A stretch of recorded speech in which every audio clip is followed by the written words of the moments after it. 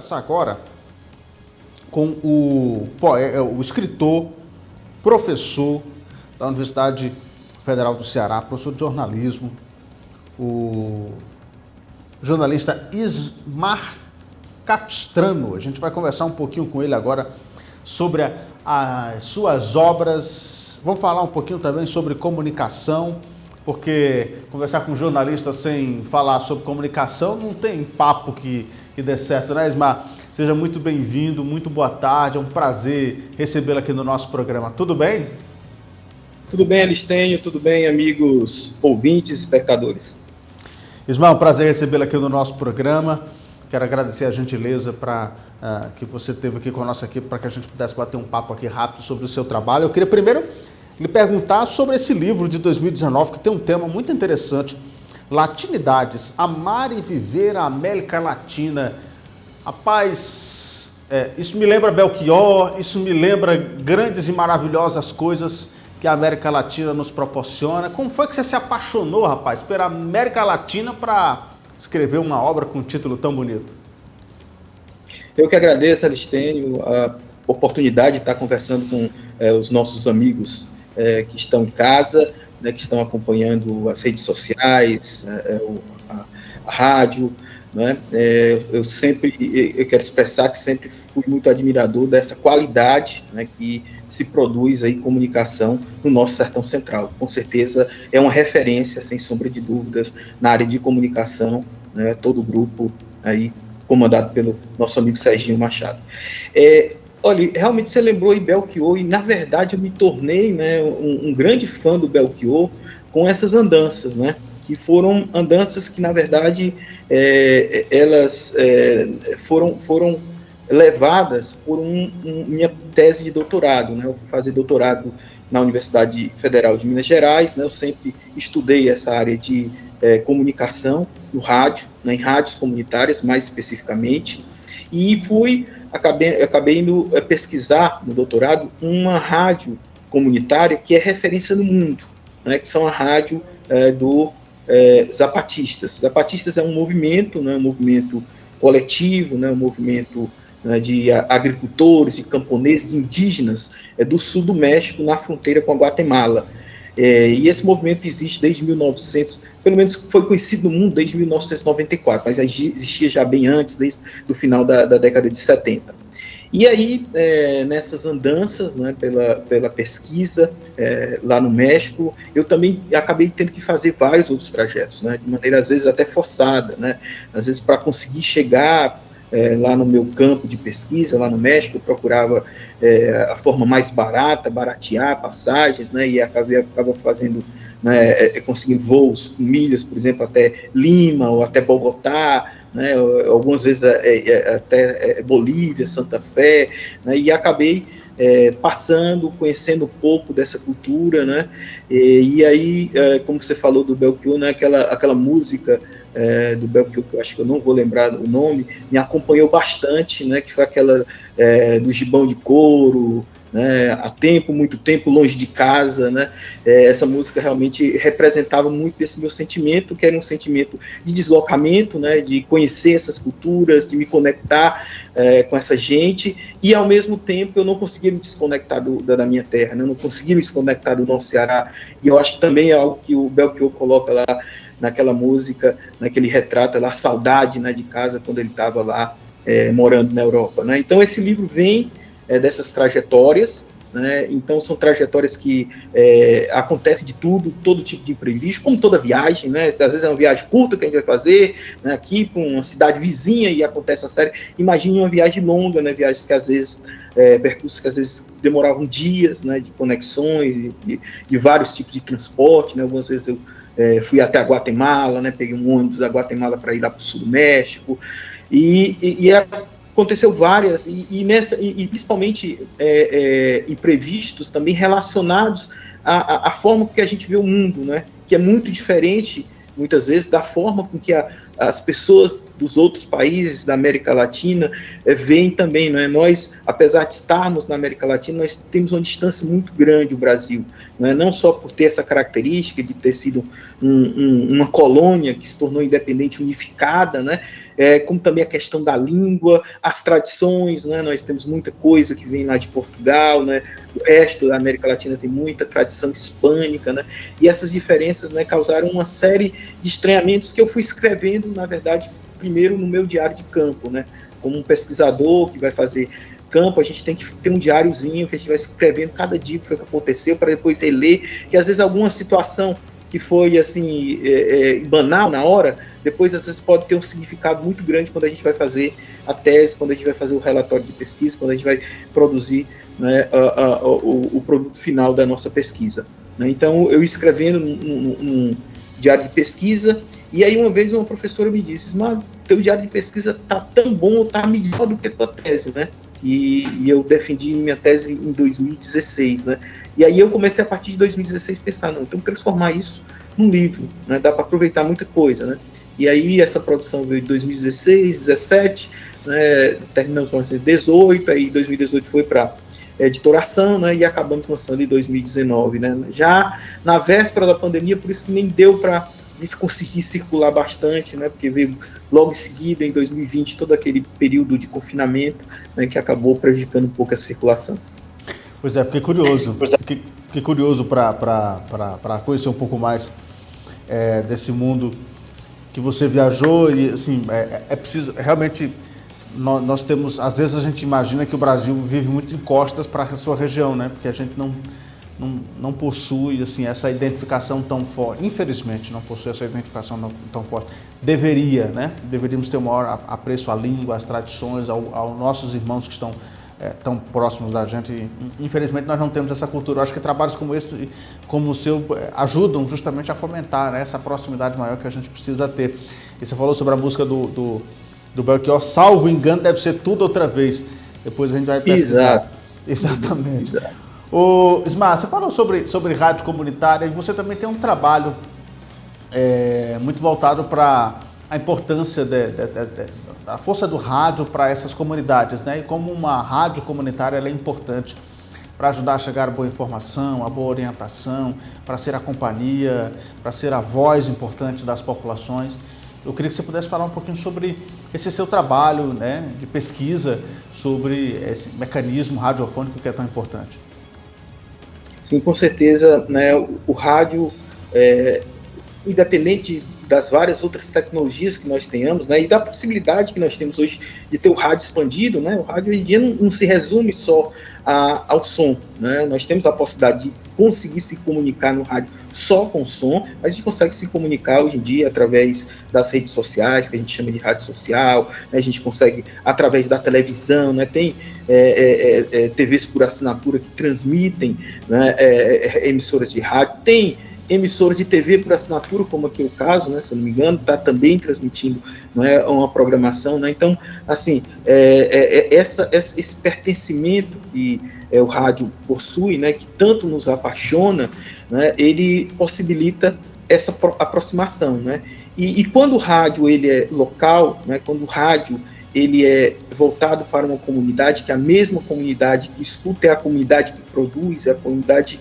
ele também pode fortalecer muito esses laços comunitários, né? E aí é claro que a gente tem que entender, né, rádio comunitário muito além do que simplesmente uma autorização, do que simplesmente uma denominação, né? Porque muitas emissoras podem se denominar ou podem ter autorização de rádio comunitária e de fato não são, né? O que caracteriza a rádio comunitária é a participação, né? A participação das pessoas, não só a nível, né, de conteúdo, né, porque isso, acho que quase todas as emissoras de rádio, seja comerciais, seja educativas, elas já têm essa participação, né, mas também a participação a nível de gestão, né, a nível de planejamento, né, quando nós temos uma gestão colegiada, coletiva, nós temos assembleias da comunidade que decidem, né, quais são as prioridades da emissora, qual é o conteúdo, a linha editorial que vai predominar de conteúdo, o que é que vai ter na programação ou não.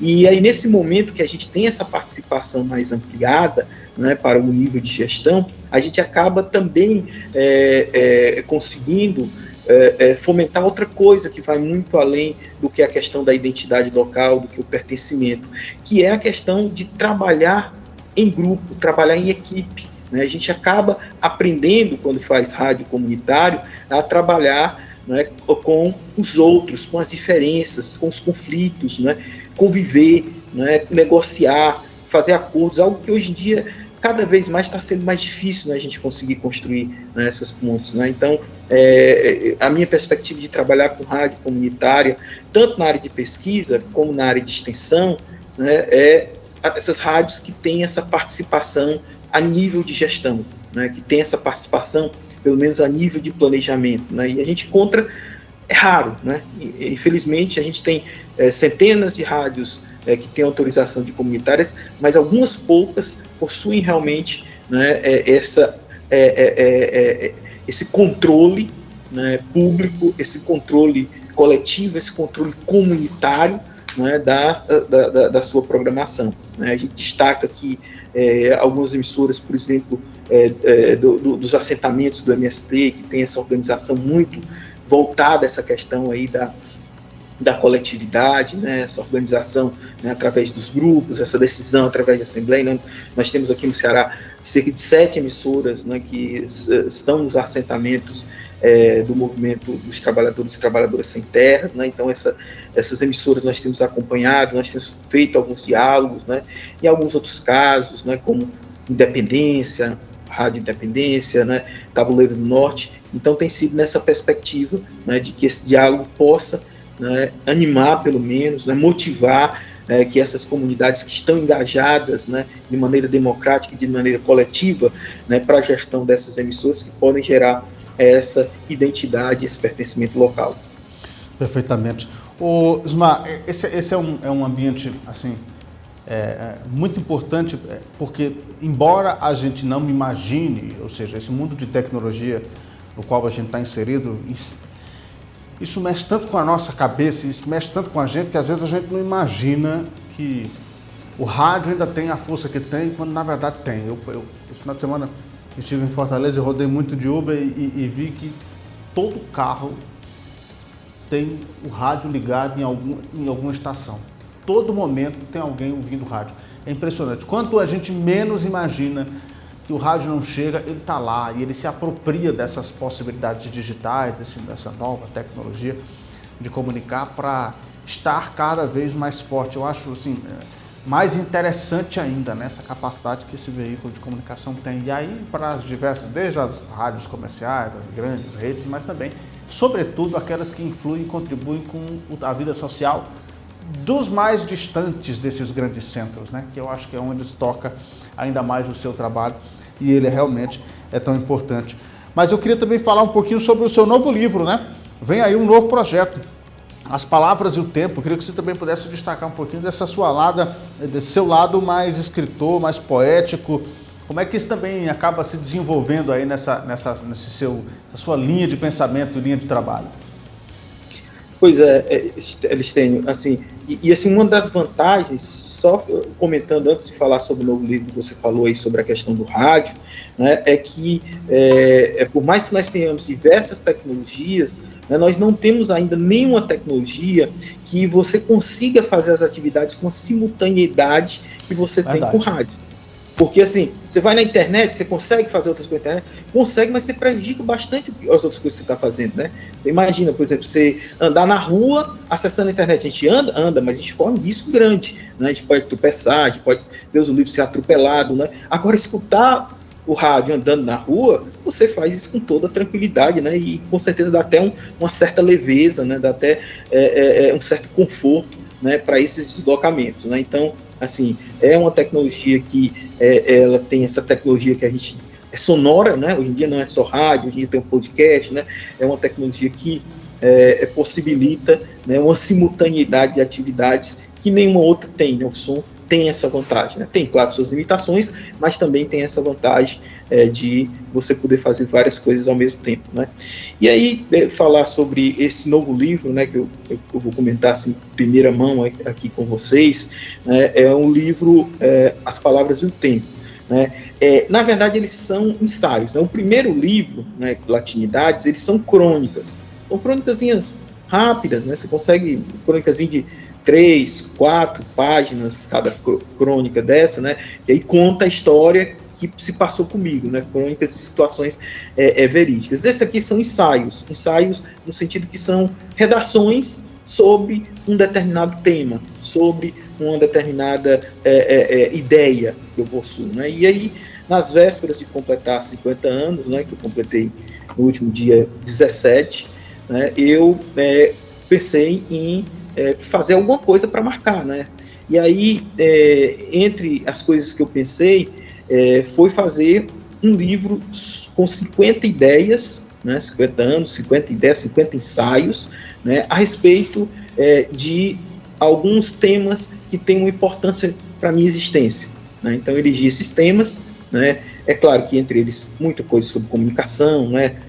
Não pode faltar sobre o rádio, sobre a televisão, né? Sobre as mídias sociais, sobre a internet, sobre o jornalismo, sobre a questão da inteligência artificial, das plataformas digitais, dos algoritmos. Então, são algumas ideias, né, que eu trato de uma maneira, né, que eu tento ser mais simples possível, mas também através de algumas referências daquilo que eu li, né, daquilo que eu estudo dentro da universidade, mas sempre traduzindo isso para a linguagem que possa ser mais acessível possível, né? E tem outras questões também, né? Além dessas questões relacionadas, né, à minha área profissional, né? Que aí são questões que eu falo, sei lá, talvez mais da espiritualidade, né? Sobre a vida, não no sentido religioso, mas sobre a vida, sobre o eu, né? Sobre o tempo, sobre as cidades, né? Sobre o mar, sobre o cachorro, né? Sobre a fé, sobre orações, família, amizade, futuro, morte, infinito. Então, são essas as palavras, né, que eu elegi para falar um pouco sobre o meu tempo, sobre a existência, que com certeza é um tempo e existência compartilhado, né? Elas não falam só sobre mim, né? Com certeza elas falam também sobre nós, né? Nós vivenciamos um mesmo contexto, né? Uma mesma realidade, né? E certamente essas ideias, essas palavras tocam, né, a todos nós, né? Claro que aqui eu falo a partir das minhas experiências, a partir do meu conhecimento, a partir do meu ponto de vista, né? Mas certamente, né, ela suscita muito além, né, da minha pessoa, né? Ela vai também para toda a coletividade que nós estamos inevitavelmente inseridos. São as energias movidas pelas palavras que também tocam as pessoas. Ismar, muito legal o seu trabalho. Quero deixar aqui sempre nosso espaço aberto e disponível para que a gente possa conversar sempre que possível. Eu gosto muito de abrir aqui um espaço para a gente também oportunizar que outras pessoas possam conhecer o seu trabalho, enfim, o que as pessoas fazem aqui na nossa região, aqui no nosso estado. Eu acho muito importante e imprescindível que esse espaço também seja ocupado para que a gente mostre essas boas ideias que surgem, né?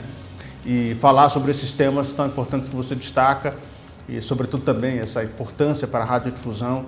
Eu acho que é um merecedor destaque e que a gente precisa tocar muito, né, nesses assuntos e rediscutir. Tem muita coisa para rediscutir, muita coisa para conversar, para repensar, né, até mesmo qual rádio que a gente quer daqui para frente, né, ou como essas discussões podem acontecer, que veículo é esse que está se transformando a todo momento e onde esse veículo vai chegar, de que forma esse veículo vai chegar, como é que essas novas tecnologias tocam, o que muda, mas o que também que faz com que essa tradição desse veículo também permaneça tão forte, tão presente na vida, na casa, na relação das pessoas. É muito interessante isso e o espaço sempre aberto para que a gente possa discutir sobre esse tema e muitos outros. Um grande abraço, muito obrigado pela sua gentileza de receber aqui a nossa equipe na hora do almoço e a gente está aqui sempre à disposição. Até a próxima.